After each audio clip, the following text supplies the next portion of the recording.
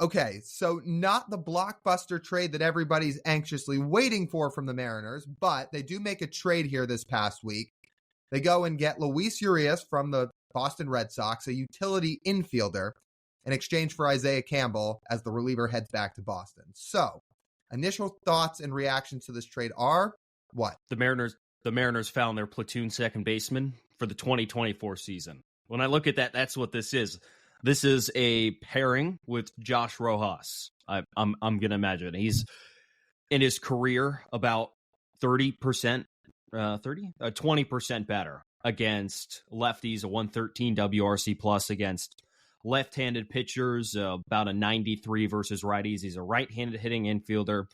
At his peak, he's going to walk a bit above league average. He's going to strike out a little bit under league average. He's going to have average to slightly above average power for an infielder, around 20 home runs a season. His defense is not great. He's versatile. He plays around the infield. I'm going to guess he's going to be playing at second base for the Mariners this season as the right-handed hitting platoon opposite of Josh Rojas. If I'm going to guess that this is what his role will be. He was a 2-win player in 2021 and 2022 before having an injury-riddled season last season. Had a hamstring injury on opening day, got off to an atrocious start with the Brewers, got sent down to AAA before the Red Sox acquired him, and then he was going to get non-tendered this year because he was due about $5 million in arbitration, and instead of him being non-tendered and being a free agent, the Mariners swung a trade for him instead, thinking he's going to pick it up and be more like his 21 or 22 self rather than his 2023 self in this 2024 season. I see a platoon second baseman, though. That's what I think about this.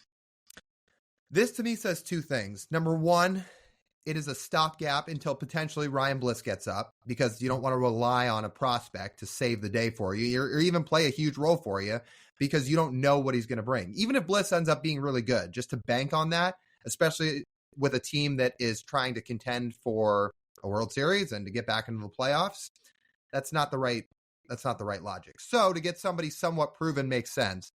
This also says to me, Jose Caballero's job is probably not safe next year.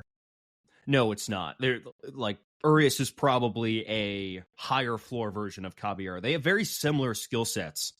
It's like Cabby's probably a better defender, but both walk a lot. So, like, the one good thing about Urias' offensive profile, like, he's not going to hit for a high average, and he's not a huge power guy, so you're thinking, well, where's the value in that offensive profile? Well, he gets on base a decent amount. So does Cabby. But Urias has had a bit more of a proven track record of hitting, especially hitting for power as well. And they're, ballpark peak around a 2-win player each. So it works out. But you're right. His role is probably a little bit more up in the air, and I'm going to guess they want Demo to be a little bit more free to back up in the outfield. If that's still what they feel like the role is for Dylan Moore, if I'm looking at this roster and see what fits the best, I think they want Dylan Moore more available to play in the outfield and play elsewhere besides second base. I think that's all fair. Now, we should highlight Luis Urias did not have a good year in 2023. And TJ highlighted it. He got sent down to AAA, eventually ended up with the Red Sox, but 636 OPS for the year. He had an 83 WRC plus. It was not smooth sailing in 23 for Luis Urias. Now, the 2 seasons before that, they were much better. He put up 2 WAR seasons. His WRC plus was in the 110 range both of those years. So that is the version of the Luis Urias that the Mariners are hoping that they're going to acquire, and they're hoping he'll bounce back after a tough 23. But we should note, he did not have a good season this past year. So they're trading for a guy that you're hoping for some production for, but is not a guarantee to put up production because he didn't show it a year ago. And I mentioned his arbitration salary. That's not cheap for a guy who's coming off such a crummy season that he was, and for what you and I think the Mariners' budget is.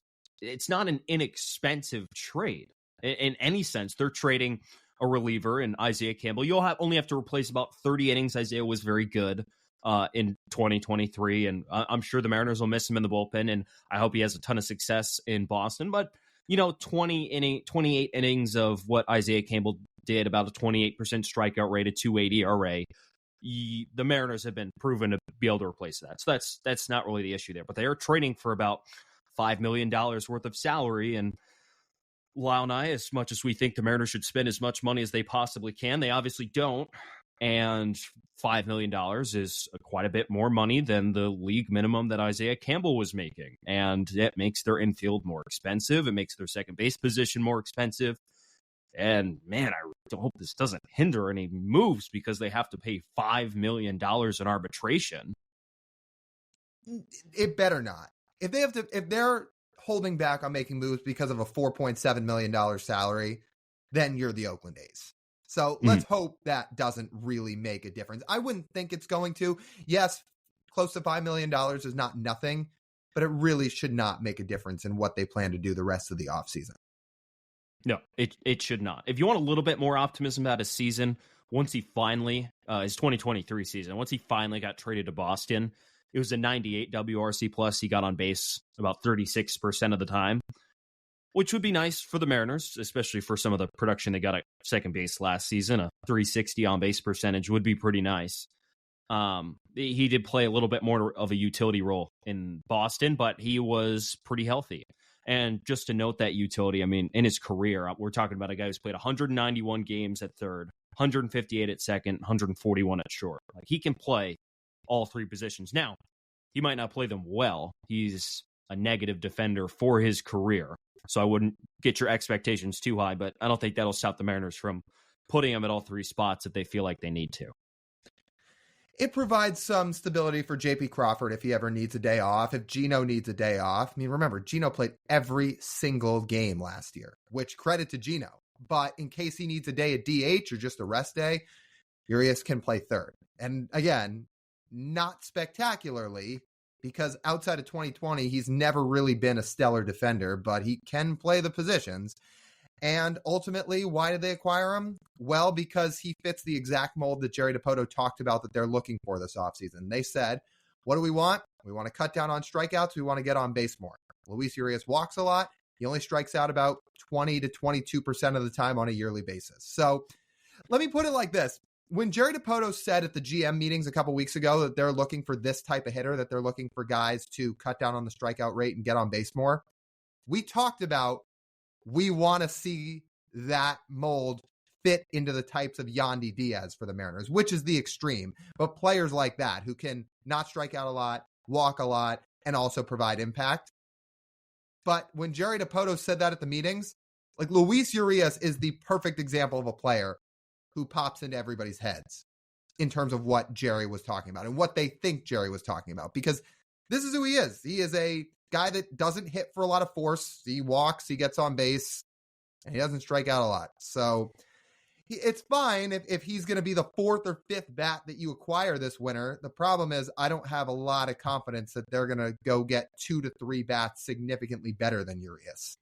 And he doesn't exactly raise the floor or raise the ceiling of this Mariners offense, I don't think.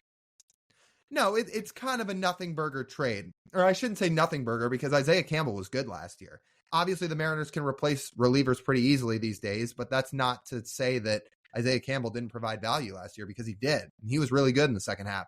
So it's not a nothing burger, but it's kind of one of those trades that, okay, it just doesn't move the needle that much. Hopefully, Urias can put up a 2-WAR season and hit a little bit better than he did in 2023 with the Mariners and can provide a little bit of value, but it's just not going to light the world on fire. And then, look, there's a couple other things Urias does well. Like, he hits lefties. I know you mentioned that. He actually has hit fastballs pretty well the last couple of years when you look at his run value against fastballs on Baseball Savant.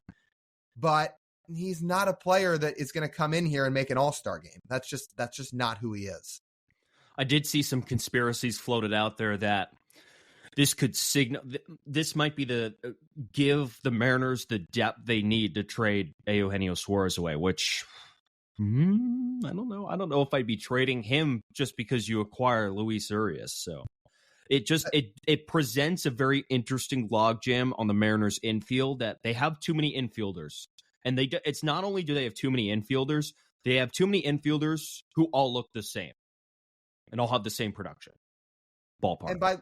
And by look the same, you mean same profile between correct Urias, Caballero. You could throw Sam Haggerty in there. Yeah, I'd put Rojas a step above these guys. I think Rojas was a step above these guys from what he did in Seattle. No. I did. Urias put up a 636 OPS for the year. Like what Rojas yeah, I mean, did Josh Rojas was worth negative wins when the Mariners acquired him this year. What are we arguing about? I think he's okay. He's a slight step above. How about that? Okay, but if it's only slight, then he still fits. That's not a big enough gap.